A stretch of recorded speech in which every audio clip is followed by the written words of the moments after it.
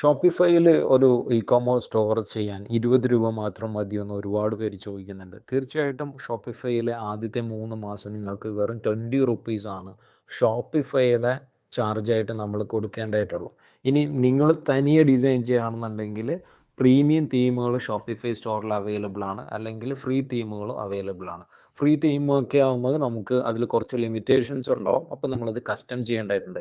Custom ചെയ്യുമ്പോൾ ഷോപ്പിഫൈയുടെ തന്നെ coding അറിയാവുന്ന ലിക്വിഡാണ് ഷോപ്പിഫൈ കൊടുക്കുന്ന കോഡിങ്. അപ്പോൾ കോഡിങ് അറിയാവുന്ന ഒരാളെ നമ്മൾ ഹയർ ചെയ്യേണ്ടതായിട്ടുണ്ട്. അല്ലെങ്കിൽ നമ്മൾ നമ്മുടെ ഒരു സ്റ്റോർ ബിൽഡ് ചെയ്യാൻ വേണ്ടി മാത്രം അത് പഠിച്ച് ചെയ്യുക എന്നുള്ളത് പോസിബിൾ അല്ല. അപ്പോൾ നമുക്കൊരു ഷോപ്പിഫൈ ഡെവലപ്പർ വേണം.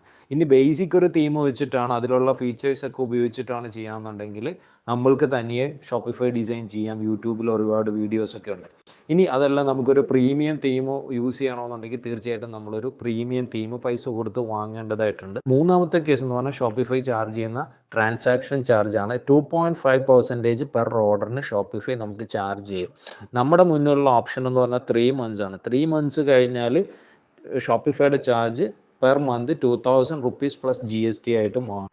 നമ്മൾ 3 മാസത്തിനുള്ളിൽ ഒരു ഓൺലൈൻ സ്റ്റോർ ബിൽഡ് ചെയ്ത് അത് മാർക്കറ്റ് ചെയ്ത് അതിൽ നിന്ന് നമ്മൾ റവന്യൂ ജനറേറ്റ് ചെയ്യേണ്ടതായിട്ടുണ്ട്. അപ്പോൾ ഇ-കൊമേഴ്സ് ബിസിനസ് എന്ന് പറയുന്നത്, അല്ലെങ്കിൽ ഡ്രോപ്പ് ഷിപ്പിംഗ് ബിസിനസ് എന്ന് പറയുന്നത് ഒരു ഈസി ഗെയിം അല്ല.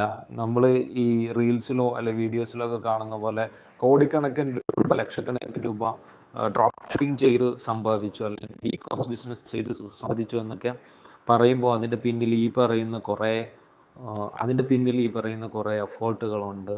നമ്മൾ കാണാത്ത കുറേ സ്റ്റോറീസ് ഉണ്ട്. ഇനി നമ്മളുടെ കയ്യിൽ ഇനഫ് ബഡ്ജറ്റ് ഇല്ല എന്നുണ്ടെങ്കിൽ നമുക്ക് നല്ലൊരു ഓപ്ഷനാണ് വൂകൊമേഴ്സ് എന്ന് പറയുന്നത്. വൂകൊമേഴ്സ് ആകുമ്പോൾ നമ്മൾ അവിടെ ഇൻവെസ്റ്റ് ചെയ്യേണ്ടത് നല്ലൊരു തീമിലും നല്ല സെർവറിലുമാണ് നമ്മൾ ഇൻവെസ്റ്റ് ചെയ്യേണ്ടത്. അപ്പോൾ ഇ-കൊമേഴ്സ് സ്റ്റോർ അല്ലെങ്കിൽ ഓൺലൈൻ സ്റ്റോറിനെ കുറിച്ചിട്ട് ഇനിയും നമ്മൾ അടുത്ത വീഡിയോസിൽ പറയുന്നുണ്ട്.